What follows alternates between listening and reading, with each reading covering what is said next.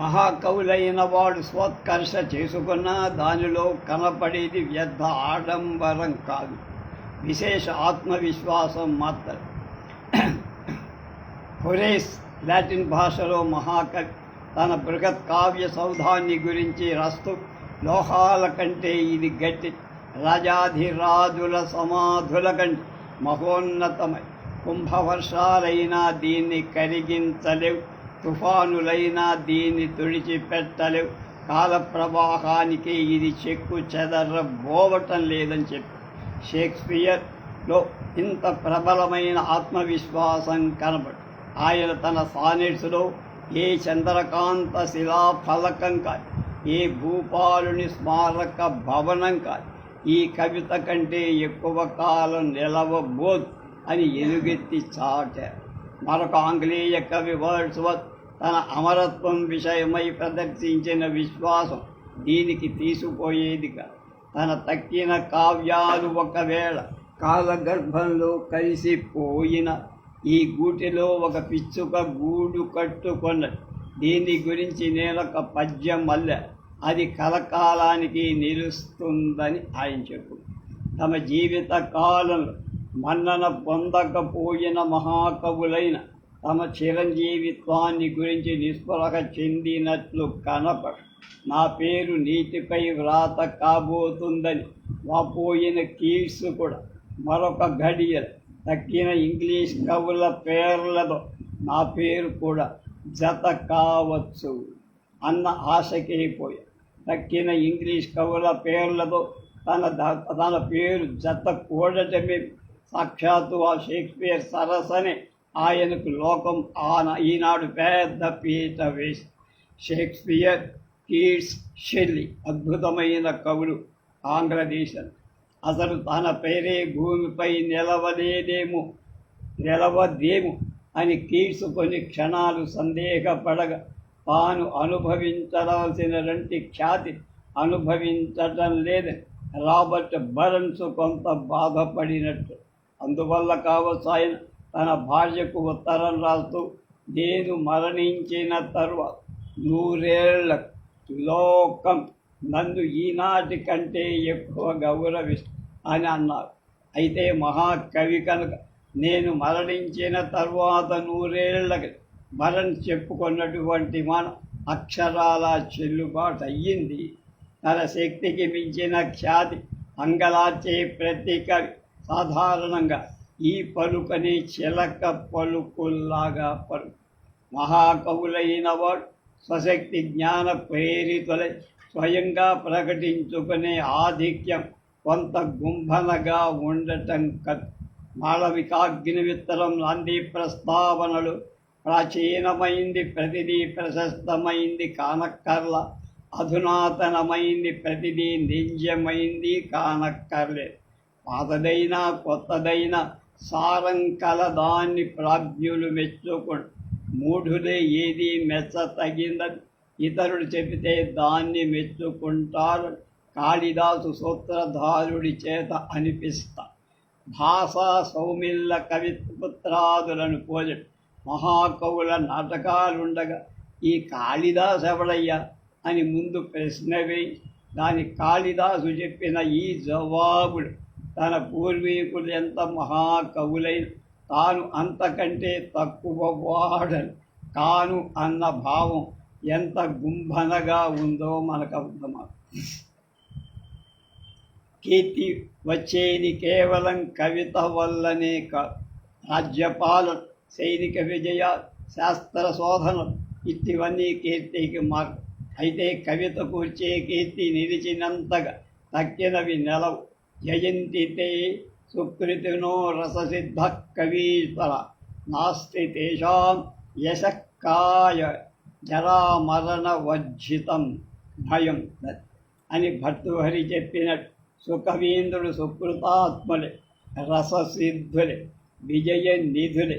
వారి కీర్తి శరీరాలు జరామరణ జన్మ భయరహితాలే.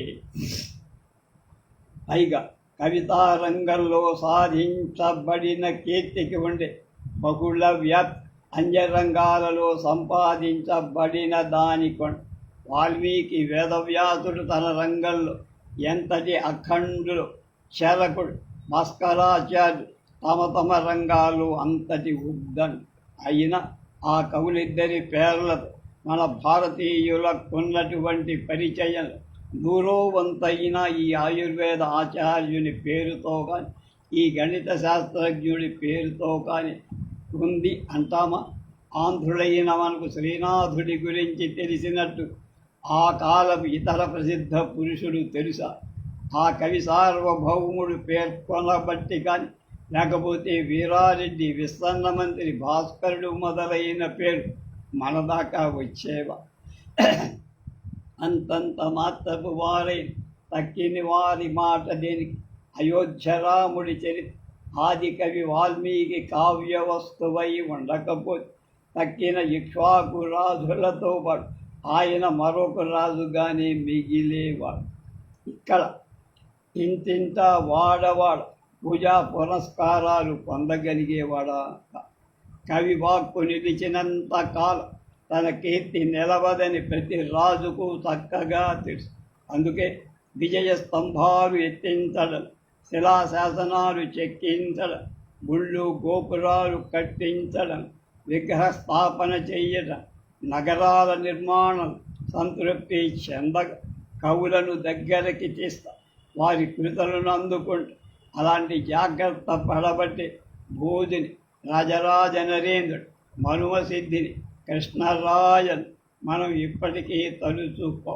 లేకపోతే వాళ్ళెవరో మనమెవరో. భోజుడు వంటి రాజు కలిగితే కాళిదాసు వంటి కవి అప్పుడే ఉంటాడు అనడం తప్పు. కాళిదాసు కలిగితేనే భోజుడు కవి కృపను సంపాదించగలిగి సామ్రాజ్యాధికులే కాదు, సామాన్యులై అమరత్వం పొందు. ప్రపంచ చరిత్రలో ఇందుకు ఉదాహరణలు వందలు. వీటన్నిటిలో పైథియాన్కు సంబంధించిన గాథ మహాచక్. ప్రాచీన కాలంలో ఇతడు ఈజీనా గ్రీకు చెందినవాడు. గ్రీస్ ఇస్తమియన్ అనే ఆటల పోటీలో జగజెట్టిగా ఎన్నికై తనను కీర్తిస్తూ ఒక పద్యం రాయడానికి ఎంత చెల్లించాల్సి ఉంటుందని అడగటానికి తన ఊరు కవి పిండార్ అనే అతని దగ్గరికి వెళ్ళి తన కట్నం ఇప్పటి మన డబ్బు లెక్క ప్రకారం ఇంచుమించు 3000 రూపాయలని పిండార్ చెప్పారు. అబ్బో అంతే, అంత పెడితే నా కంచు విగ్రహాన్ని పోత పోయించుకో అని పైథియాన్ పెదవి. నిజమే కావచ్చని పిండార్ మందహాసం చేసి కూర్చున్నా. వచ్చిన దారిని ఇంటికి వెళ్ళి బాగా ఆలోచించుకున్న తర్వాత అడిగిన మొత్తం చెల్లి ఒక పద్యం రాయించుకోవటమే మంచిదేమో అని పైథియాన్కి తోచి. ఈ జనాలు కంచు విగ్రహాలు లేవు సరికదా, ఈజినయా లేదు. కానీ పైథియాన్ భుజబలాన్ని భూషిస్తూ పిండారు రాసిన పద్యం చెక్కు చెదరకుండా మిగిలి ఉంది. అయితే పైథియాన్ లాగా ఏ 3-4 వేలు ఖర్చు పోయి ఆచంద్ర తారార్క విఖ్యాతి పొందగోరి అది వ్యర్థ ప్రయాసం. అమరకీర్తి రాగలదంటే 3-4 వేలు ఖర్చు పోవడం పెద్ద లెక్కలు పని కాదు.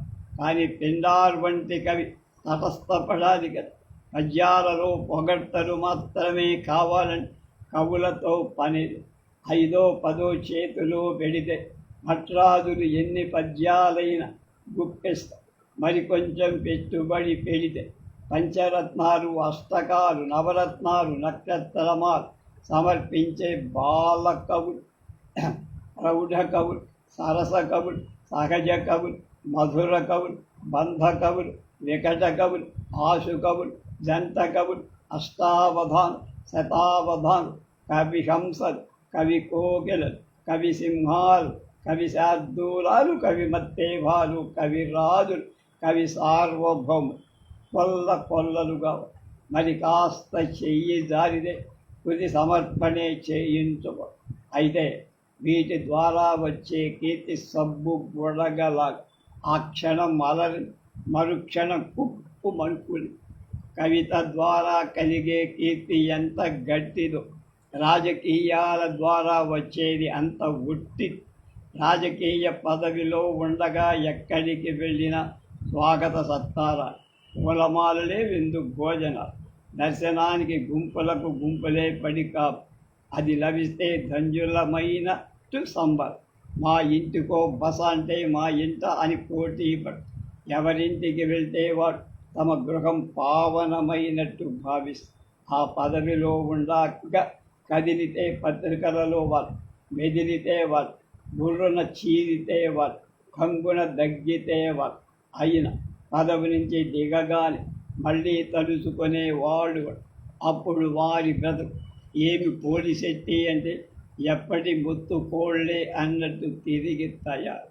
బహు కొద్ది మంది విషయం పదవి పోయిన తర్వాత వారి పేరు తలుచుకోవడం జరిగితే అది ఒక తరం తప్పితే 2 తరాల ఫాక్స్, పిట్, వాల్పోల్, గ్లాడ్స్టన్ వీరు నలుగురు తమ జీవితకాలం బ్రిటిష్ రాజకీయ రంగాలు అద్వితీయ రాజకీయవేత్త అయిన వీరి మంచి చెడ్డల గురించి బ్రిటిష్ వారిలోనే ఈనాడు ఎంతమందికి తెలుసు? గ్లాడ్స్టన్ అంటే ఆ పేరుతో చెల్లుబాటు అవుతున్న ఒక చేతి సంచిని తొలిగా చేసి అమ్మిన వాడు త్వరలోనే హెచ్చు మంది అనుకోగల ప్రమాదం కలదని ఏజీ గార్డినర్ ఎక్కడో రాసి. ఇది అత్యుక్తిగా ఇంత దేని మౌంట్ ఫార్డ్ రిఫార్మ్స్ రోజులలో మన చంద్రపట్నానికి ఎవరెవరు ముఖ్యమంత్రులు, ఎవరి దగ్గర తర్వాత ఎవరు, ఎంతెంత కాలము ఈనాడు చెప్పగలవారు మనలో ఎందరున్నారు? కవివాక్ పటిమ కరదరటం నుంచి అది అమోఘమైంది అనటం ఒక మెట్టు, అది అమోఘమైంది అనటం నుంచి శాపోపసంహరణ శక్తి దానికి ఉన్నది అంటం మరొక మెట్టు. ఈ మెట్టు వరకు కొందరు ఎక్కనే కవులు పెట్టిన శాపాల గురి కథలు అనేక. పెద్దాపురపు కోట పెద్దమ్మ కిల్లవుట కవి కోప వలన అల్లనే జరిగిందని వేములవాడ భీమ కవి గడియ లోపల దాడి కలగి మత్తుని అనిగా తిట్టిన మేధావి భట్టు కంటే 2 గడల బ్రహ్మదండి ముండ్లని ఉళ్ళ డుల్ల తిట్టిన కవిమల్లు భట్టు కంటే 3 గడల దాకా మనసు ఎత్తిన గండి పగుల తిట్టిన కవి భాను కంటే అరజాము లోపల చెరువు నీళ్ళింకగా తిట్టిన బడవాగ్ని భట్టు కంటే ఉగ్ర కోపి నేను ఓపుదు శపియింప క్రమ్మజింప క్రమ్మరింప శక్తి కలదు నాకు అట్టి మాన జిగురు పట్టింప వట్టి మాన చెగురు పట్టింప గిట్టింప చెగురు పట్టింప గిట్టింప బిరుదు వేములాడ భీమ కవిని. ఎండిపోయిన చెట్టుని చిగిరింప చెయ్యగలరు, చిగిరించిన చెట్టుని ఎండిపోయినట్టు చెయ్యగల శక్తి సామర్థ్యాలు తనకున్నాయని తన వశ్య వాక్కు అని వేములవాడ భీమ కవి ఉవాచి. అయితే కవుల ప్రతాపం తాళ్ళు, బ్రహ్మదండి ముళ్ళు, గళ్ళు, చెరువుని మొదలైన వాటితోనే కాబోలని ఎక్కడ నవ్విపోతారో కవులైన వారు 2 చాటు పద్యాలను వాటికి అతకడానికి ఒక కాకమ్మ కథను వేములవాడ భీమ కవికి అంటగట్టి. యాచన కవులు చెయ్యి చావితే యాచన అనరా అంటే ముక్కు మెలేస్తా, అందువల్ల ప్రాపుకు అందాము.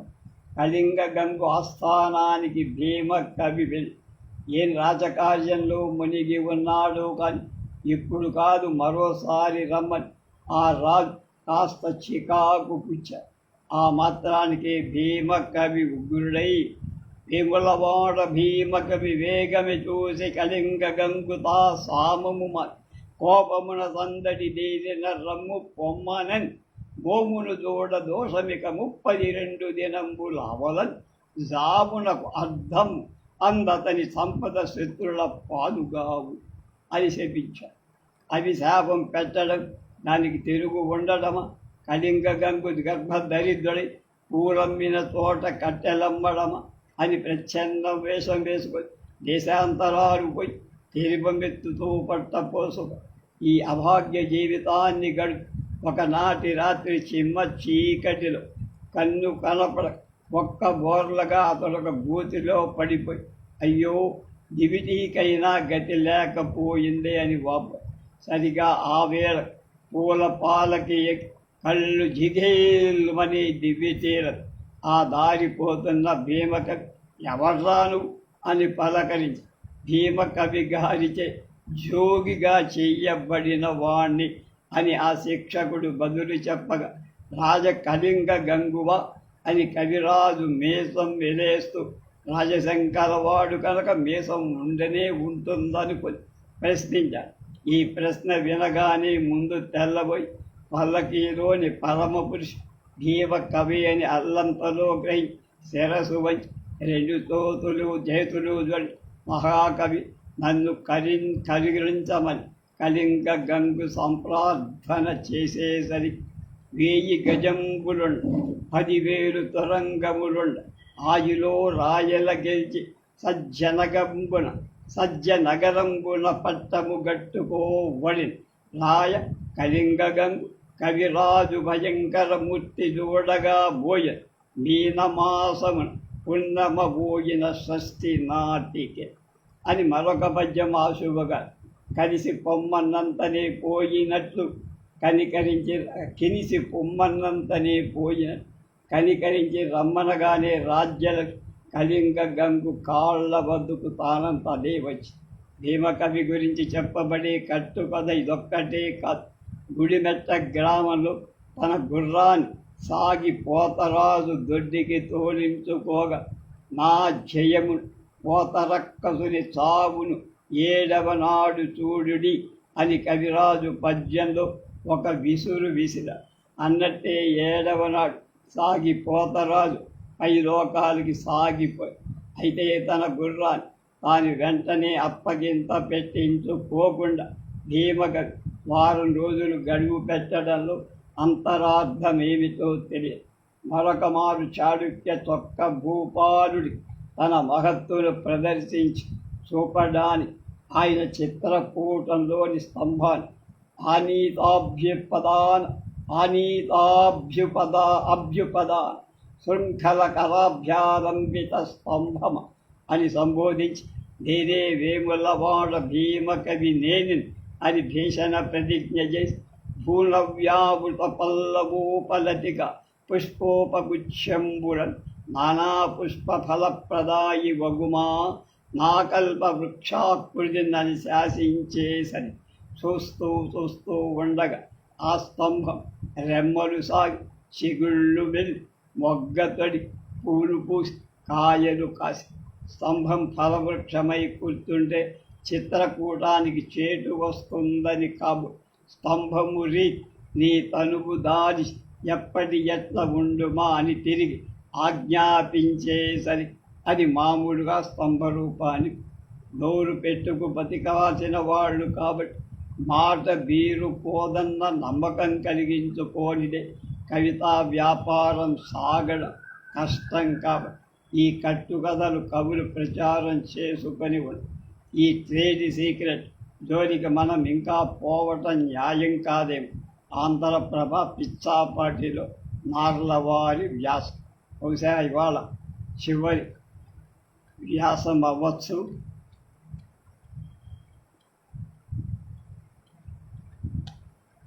తిరుమల రామచంద్ర గారి కోటలో పాక ఏమోయ్ కోటలో బాగా వేశావే, కోటలో బాగా పడిందన్నమాట. ఇకనే కోటలో బాగా వేసినట్టే అని అభినందిస్తాం ఎవరైనా పని సాధించిన. ఇలా ఈ నానుడి గెలుపు అనే అర్థంలో వాడుకలో, కానీ దీనికి ఈ అర్థం ఎలా వచ్చిందో కొంచెం ఆలోచన. కోటలో పాగా వేయడం అంటే కోటలో పాగా ధరించి రాజోద్యోగం సంపాదించడం అనేది పూర్వం ఎంతో ఘనకార్యం. దివాను తక్కిన దివాణం ఉద్యోగులను ఆశ్రయించి ఎంతో శ్రమ పడితే కానీ ఉద్యోగం దొరికేదిగా. ఇంత శ్రమ పడటం వల్ల లభించిన ఉద్యోగం కనుకనే ఎంతో అభినందనకు పాత్ర. ఇక భయం లేదు, కొట్లో బాగా పడింది, అని సంతృప్తి పొందేవారు అని కొందరు.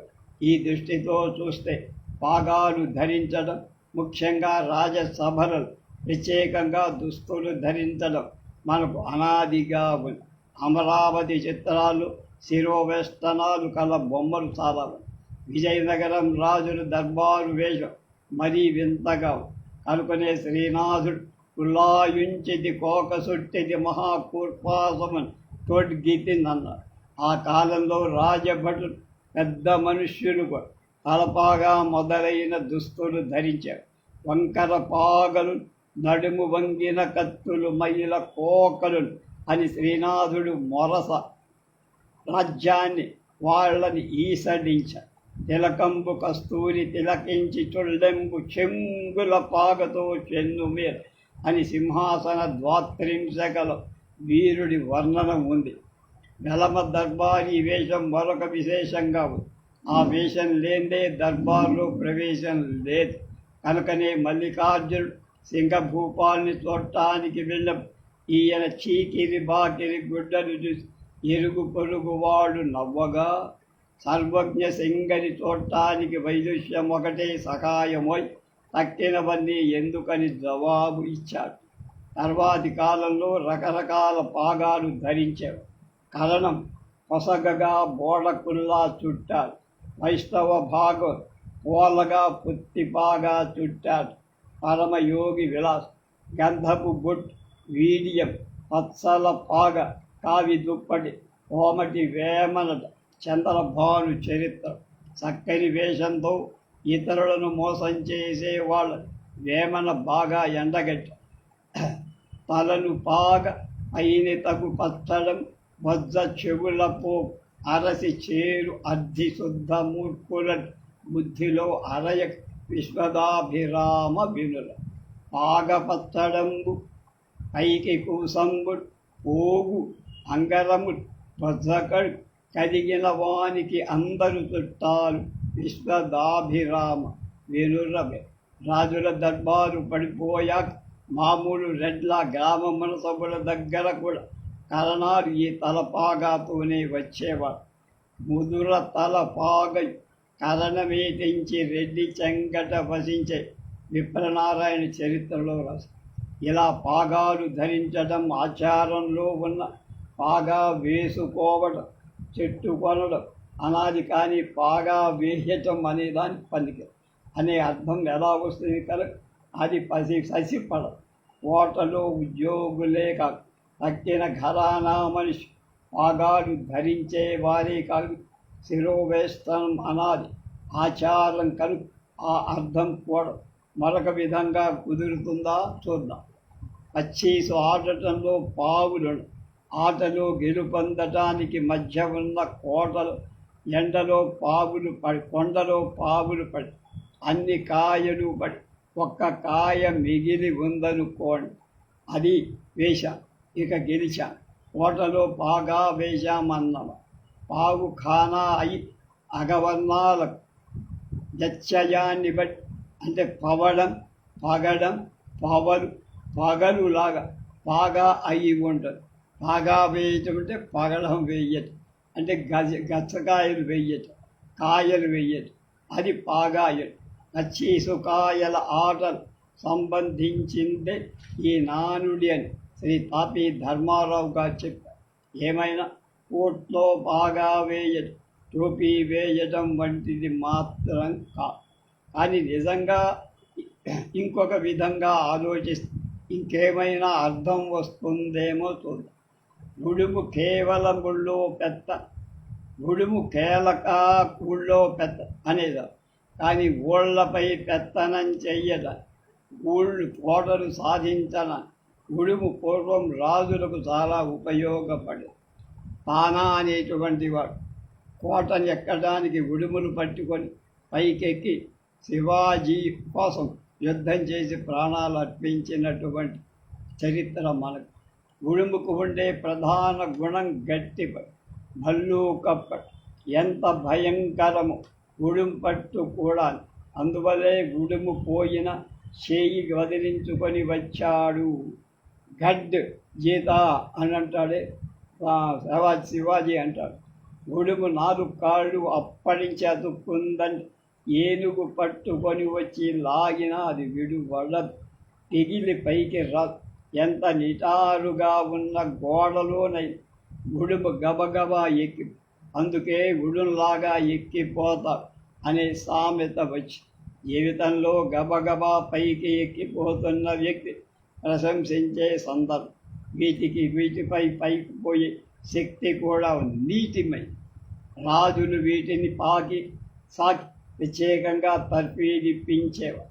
వీటి తోకకు పగ్గం కట్టి కోట గోడల మీదకు విసిరేవారు. పగ్గం వదులుగా ఉన్నంతసేపు ఉడుము ఎక్కిపోతూనే ఉంటుంది. లాగితే ఆగు, లాగిన కొద్దీ బిర్రుగా అతుక్కడు గోడ. ఆ పగ్గం పట్టుకొని సైనికులు పైకెక్కి వెళ్ళిపోయారు. ఉడుముల సాకడం ప్రత్యేక సిబ్బంది ఉంది. ప్రతి రాజు దగ్గర తరచు వీటికి బోయవాళ్ళు సాకేవారు. ప్రస్తుతం కోయంబత్తూరు జిల్లాలో ఉడుమల్ పేట అనేది ఉందట.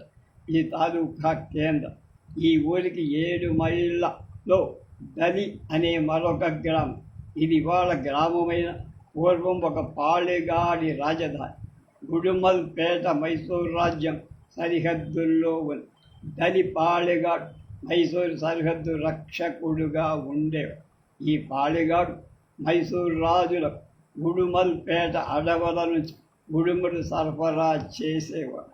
ఉడుముల వ్యాపార కేంద్రం కావడం వల్ల ఆ ఊరికి ఆ పేరు. అలాగే ప్రతి రాజుకు ఉడుముల శాఖ డిపార్ట్మెంట్ ఒకటి ఉండేది. కోటలు ఎక్కువగా ఉన్న మరాఠవాడ, రాయలసీమల్లో కూడా ఉడుము సహాయం కోటలు సాధించిన కథలు లెక్కలేదు. జన నాలుకపై మీద నత్తి సింహగడ విజయం, శివాజీ కుడి భుజమైన తానాజీ ఉడుము తోకకు పగ్గం కట్టి గోడకు విసిరేయటం, అది తిరిగి రావటం. ఇలా 2 సార్లు తిరిగి వస్తే 3వసారి దాన్ని బెదిరించి పంపడం, అది తిరిగి రాకుండా అతుక్కుపోవడం. ఈ కథంతా అందరికీ తెలిసిందే. దీన్ని గడియారం వెంకటశేష శాస్త్రి గారు శివభారతం అనేటువంటి కావ్యంలో అద్భుతంగా రాసి, పెదబొబ్బిలి రాజు కథ అనే గేయ రచనలు ఉడుము ప్రస్తావన. బొబ్బిలి వారి పుట్టకోట భూసి స్వాధీనం కాకపోయి అప్పుడు ఉడుములు పనికొచ్చి, సాధ్యానికి రాకయున్నది పుట్టకోటయున్ సీమ ఉడుములు తెప్పించినారు ప్రాంచీ దొరగా. కోటపైగా తగిలించినారు జాతుల వారును, ఉడుము తోక పట్టుకొని లగ్గలకెక్కి అని చెప్పాల్సిన కోటలు పొగాకు పాగాకు ఉడుము పూగల సంబంధం మాత్రం. సైనికుడు పొడగాటి పాగాలు ధరించాడు.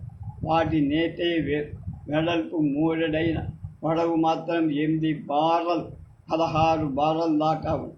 మనకు తల జుట్టు కట్టు ధరించడం సంవత్సరాలుగా ఆచారమైన పాగాల పద్ధతి మాత్రం విదేశీ.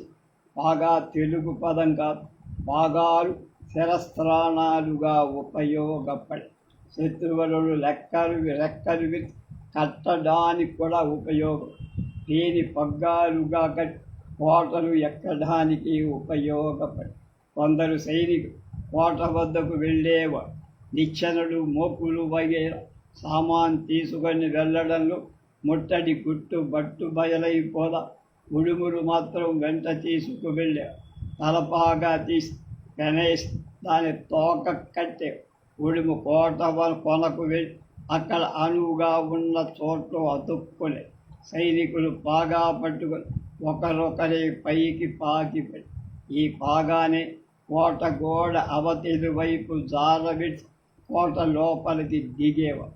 వీరి రహస్యంగా కోట లోపలి తలుపుల వద్ద ఉన్న కావడి వాళ్ళని తలుపు తీయటమేమి, కోట వెలుపల పుంచి సిద్ధంగా ఉన్న దండు ఒక్కమ్మడిగా లోపలి చొరబడటమేమి నిమిషాల మీద జరిగి.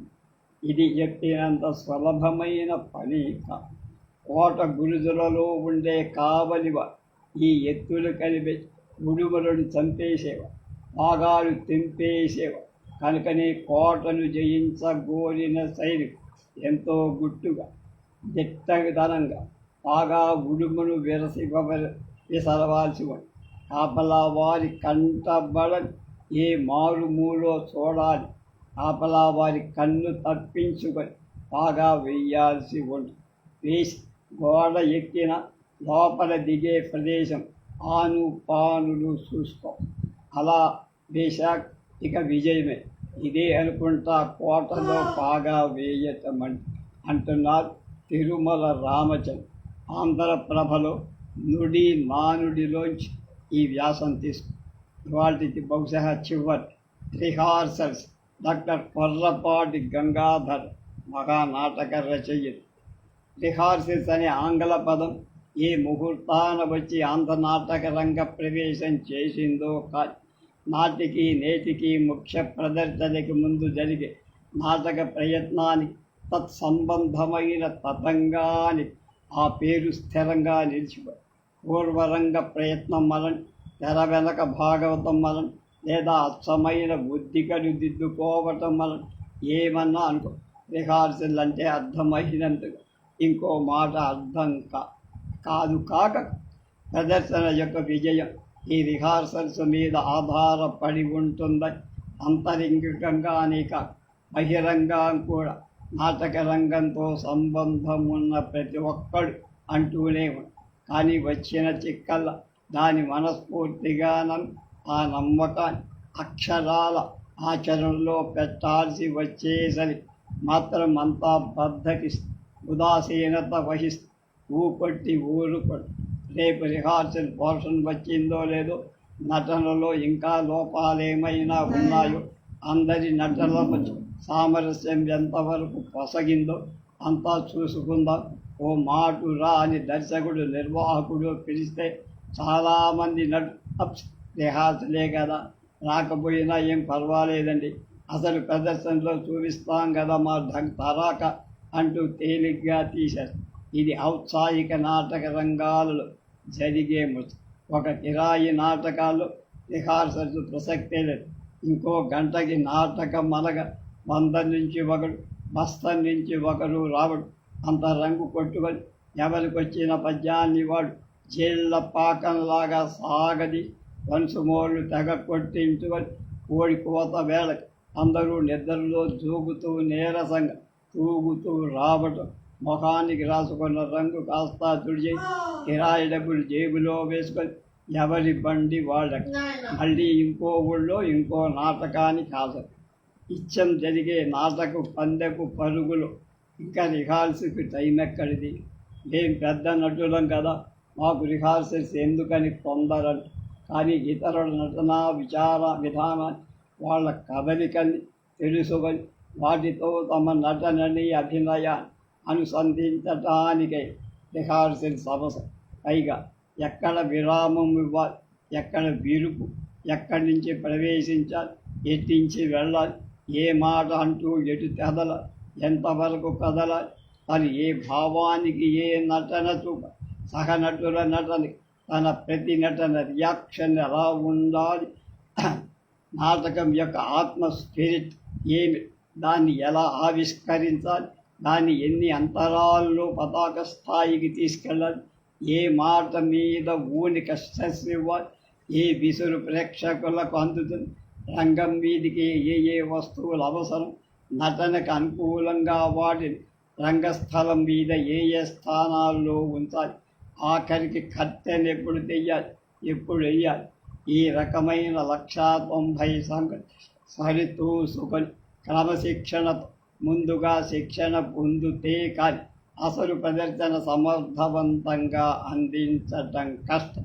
తెర వెనక జరిగే ఈ శిక్షణే రిహార్సల్ అంట. రిహార్సల్స్ అనేవి ఒక్క నాటకానికే కాదు, ప్రముఖమైన ఏ ప్రయత్నానికైనా ముందు ఉండాల్సింది. విద్యార్థులు గత ఏడాది మొత్తంలో 2-3 సార్లు టెర్మినల్ ఎగ్జామినేషన్, అసలు పరీక్ష రిహార్సల్స్, అలాగే ప్లీడర్, ఇంటి దగ్గర సాక్షి చేత వేయించే పాఠాలను, అసలు కోర్టులో అతని చేత ఆడించబోయే నాటకాన్ని రిహార్సల్స్, పుట్టింట్లో తన పిల్లలకిచ్చే శిక్షణ. రేపొద్దున అమ్మాయి అత్తారింటికి వెళ్ళాక జీవించే విధానానికి రిహార్సల్. ఆ రిహార్సల్ నిర్లక్ష్యం చెయ్యటం వల్ల ఈ రోజుల్లో కొందరు అమ్మాయిల జీవిత నాటక రంగం విజయం సాధించలేక విడాకులు పుచ్చుకొని పుట్టింటికి వచ్చేస్తాయి. మానవ జీవితంలో రిహార్సల్ పాత్ర అంతా ఇంతాక. పుట్టిన మరుక్షణం నుంచి అది ప్రారంభం. తినడం, వినడం, అనడం, వీటిలో ఎన్నో రిహార్సల్స్ చేస్తే కానీ బాలుడు మానవ జీవిత వ్యాపారం భాగస్వామి కాదు. ప్రతి రంగంలో రిహార్సల్స్ కావాలి. ప్రజ్ఞావంతుడు కావాలంటే ఉద్యోగం ఖాయం చెయ్యడానికి 1 ఏడాది ప్రొబేషన్ అంటే అర్థమే మేస్టరీ ట్రైనింగ్. సైనికుడిగా చేరిన కొత్తలో IAS ఆఫీసర్గా ఎన్నుకోబడ్డా వాళ్ళకి ఇచ్చే తర్ఫీదేమి? ఆ ఆఫీసర్ సెలబెట్టి ఇన్ఛార్జిగా ప్రమోట్ అయిన కింద ఆఫీసర్ చేసేదేమి? అందువల్ల రిహార్సల్ అనేది ఒక్క నాటక రంగంలోనే కాదు, జీవిత నాటక రంగంలో కూడా అడుగడుగున అవసరం. ఈ అవసరాన్ని విస్మరిస్తే విజయం లభించదు. ఈ రహస్యాన్ని తెలుసుకున్నవాడు కనుకనే విన్స్టన్ చర్చిల్ పార్లమెంటులో మాట్లాడడానికి ముందు అద్దం ముందు నుంచి కళ్ళు కదపడం దగ్గర, కళ్ళు బొమ్మలు ముడివేయటం దగ్గర, కరచరణాలు ఆడించడం దగ్గర సర్వము సంపూర్ణంగా రిహార్సల్స్ చేసుకొని మరీ పార్లమెంటుకి వెళ్ళి ఒక చర్చిలేయని జీవితంలో ఏదైనా ఘనకార్య సాధించాలనుకున్న ప్రతి సందర్భంలో రిహార్సల్స్ చేసుకుంటారు. తనలో ఉన్న లోపాన్ని సరిదిద్దుకొని పాండవులంతటి వాళ్ళే అజ్ఞాతవాసం చెయ్యటానికి విరాట రాజు దగ్గరికి వెళ్ళటానికి ముందు రిహార్సల్స్ చేసుకొని మరీ వెళ్ళారు. రిహార్సల్స్ అనేవి లోపాన్ని సరిదిద్ది లోకువ కాకుండా కాపాడు. నలుగురిలో నగుబాటు కాకుండా ఉండాలంటే ముందుగా ఉద్దికలు దిద్దుకోవటం గొప్పైన పద్ధతి. రిహార్సలో అయితే ముందుగా మన లోపాలు మనకే తెలుస్తాయి కదా, మనలో మనమే నవ్వుకొని మార్చుకోవచ్చు. నిజానికి మనకే నవ్వు వచ్చే సంఘటనలు కూడా రిహార్సల్స్లో అప్పుడప్పుడు జరుగుతూనే ఉంటాయి.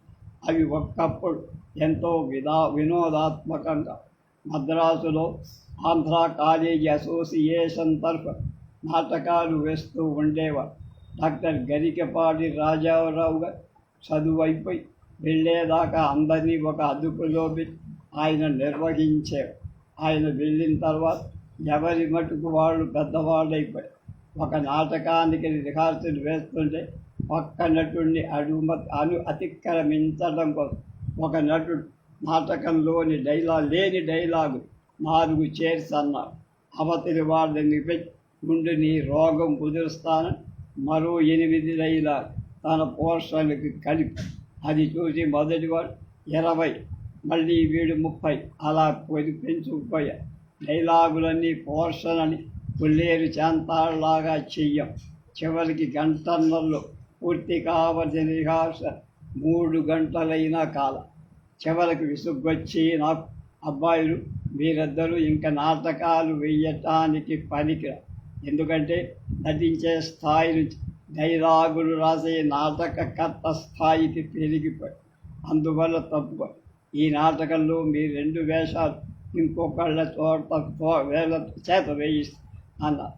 దాంతో ఇంకా వాడు చూసుకోండి, అసలు దానికంటే అక్షరం ఎక్కువ అంటే ఒట్టు మీద. సాధారణంగా నటీమణి వస్తే కానీ రిహార్సల్స్ రక్తి కట్. అసలు అంతదాకా నటశేఖర్ రిహార్సల్స్ కేరారు సరిగ్గా రిహార్సల్స్కే రాదు. ఆమె వచ్చినప్పటి నుంచి మాత్రం అంతా టెన్షన్గా అరగంట ముందే వచ్చి కూర్చొని నీ పోర్షన్ అయ్యింది, మీరు వెళ్ళొచ్చన్నా వెళ్ళి. ఆమెకి టీ కావాలని, తలనొప్పి మాత్రలు కావాలి. ఆమెతో వచ్చిన పురుష పొంగబట్టి తండ్రి కావచ్చు, భర్త కావచ్చు, సకలోపచారాలు చేస్తారు. రిహార్సల్కి కావలసిన చాకరీ యావత్తు కూడా గుళ్ళు వంచి మరీ చేస్తారు. అయితే కొందరున్న ఆడ పురుగు కనిపిస్తే కుంచుకుపోయి సిగ్గుపడి ఒక యువకుడు ఒక నటీమణితో దగ్గరగా నిలబడి నటించాల్సి వచ్చి, దగ్గరగా వెళ్ళవయ్యా అని ఎన్నిసార్లు చెప్పినా వెళ్ళడి పెద్ద పురుడిని చూసినట్టు బెదిరిపోయి దూరంగా ఉండిపోతుంది. ఇదేమిటయ్యా అని భయం ఏమిటి, నేను కొనుక్కొని తినయ్యేదులే అని హాస్యం ఆమె ముఖానికి దగ్గరగా నీ ముఖం చేస్తావా లేదా కోప్పడు. చివరికి అతను బిక్క ముఖం వేసి ఆమె నోరు నోరు అన్నాడు. ఆ పైన అతను నోట మాట రాల. ఆ తర్వాత అసలు ప్రతి రిహార్సల్స్ ముందు ఆ సాయంత్రం రాత్రి కాదు అప్పటికప్పుడు పేస్టు బ్రష్ ఇచ్చి పళ్ళు తోమించి ఏ లవంగం మొగ్గు ఏలక్కాయు విధిగా నోట్లో వేసుకోవాలి. ఒక కఠినమైన నిబంధన విధించి ఓ మాట ఒక లేడీ యాక్టర్ రిహార్సల్కి రమ్మన్నప్పుడల్లా నా ఒంట్లో బాగోలేదు, కడుపులో పోటు, తలలో వికారం అంటూ తెగ బాధ పెట్టి ఓ మాట మేనేజర్ వచ్చి ఏమిటి డాక్టర్ గారు ఇప్పుడు ఏదో రోగం అంటుంది, అసలు ఏమిటి దెబ్బను? ఏముంది, ఏ రోగానికైనా ఒకటే మధ్య స్పిరిట్ గమ్ అన్నారు. ఆ మన్నాడు ఆ నటీమణి భోగనాట్యం చేసి పెదమలు కదపకుండా నా ముందు అభినయం చేయసాగి ఏమిటయ్యా ఇది అని మేనేజర్ విసుకాడు. ఏమోనండి, గంట క్రితం కడుపులో పోట్ల మీరు చెప్పినట్టు స్పిరిట్ గమ్ ఇచ్చా, అప్పటి నుంచి అదే పెదిమ విప్పదు, చంపావు. అయితే ఈ స్పిరిట్ గమ్మని మీసాలు గడ్డాలు సరిగ్గా అతుక్కుపోయిన పెదిమలు మాత్రం బాగానే అతుక్కుంటాయన్నమాట. ఆ తర్వాత ఆ అమ్మాయి రిహార్సల్ ముందు ఒంట్లో బాగోలేదంటే అలా ఎన్నో జగన్నాటకంలో అంతర్భాగాలే. అంతర్నాటకంలో రిహార్సల్స్ పాత్ర ఇంతటిదైతే ఇక జగన్నాటకంలో వేరే చెప్పాలా? తెలివైన వాళ్ళెవరు రిహార్సల్స్ మనస్సులోనైనా ఒక మాట వేసుకోకుండా ఎవరిని ఏమీ అనరు, తొందరపడి ఏ పని చెయ్యరు. ఈ మాట అంటున్నా, దీని ఫలితం ఎలా ఉంటుంది, ఈ పని చేస్తున్నాం, పరిణామం ఏమి అని 1-2 సార్లు మనస్సులో మనమే రిహార్సల్స్ చేసుకుంటామంటే నిత్యం ఎదురై వేల కొద్దీ సమస్య, లక్షల కొద్దీ సంఘర్షణ నివారించవు. బతుకుని గతుకులు లేని మార్గంలో మలుచుకోవాలి. రిహార్సల్ వేసుకోకుండా తొందరపడి ప్రవర్తించే వ్యక్తి సావకాశంగా విచారించాల్సి వస్తుంది. రిహార్సల్స్ లేకుండా చేసే పని ఏదైనా సరే నవ్వుల పాలవు. అందుకే రియాక్షనరీలు కూడా రిజల్యూషన్ తీసుకునే ముందు రిహార్సల్స్ చేస్తా. అసలు రిజల్ట్ అంతా రిహార్సల్స్ మీదే. కనుక అందాం మనమందరం రిహార్సల్స్ జిందాబాద్ అని కొర్రపాటి గంగాధర్రావు గారు ఈ వ్యాసంతో 15 ఎపిసోడ్లు శ్రీ కోలాపటగడ సత్యనారాయణ మూర్తి గారి ప్రాసంగిక వ్యాస సంకలనం అనే వ్యాస ధోరణం పూర్తయిపోయింది. రేపటి నుంచి ఇంకొక పుస్తకం మనం తీసుకుందాం. స్వస్తి.